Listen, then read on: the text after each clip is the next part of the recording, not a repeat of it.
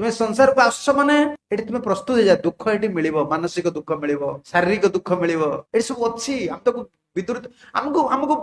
बिल्कुल जिनसे पता ना हमको आम भावुचे केवल धन रोजगार करवा विवाह पड़वा आम भूली जाइछे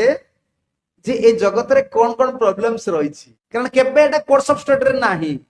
आमर पढ़ा भितर एटा नाही जे संसार रे दुख रही से लोक मान दुख आसी जाउची से डरी जाउची कोन एमती होची मो लाइफ रे अरे लाइफ माने जीवन माने गोटे समस्या सेटा तुम सम्मुखीन हवा को पड़ो तुम भीरु हेले चलबनी तुम जीवन यात्रा रे तुमको एक वीर हवा को पड़ो तुम साधु हो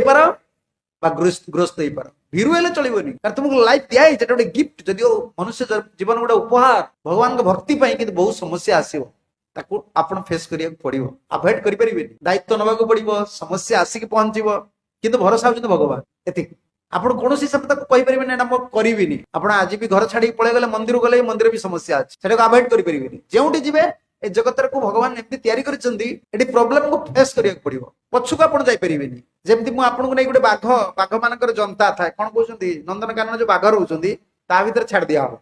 सेमान आपण अटैक न करि पारंदी किंतु आपण कोन प्रति पदक्षेप रे देखिबे मते मारि पारे एटी विपद अछि किंतु आमे सेटा भूली जाइछे हमर पिता माता समाज हम गोटे जिनस ट्रेनिंग देइनी ए जगत दुखालय भगवान भगवत गीता रे कहे मामुपेत्यम दुखालयम मामुपेत्यम पुनर्जन्मम दुखालयम अशाश्वतम नप्नुवन्ति महात्मानं संसिद्धि परमागति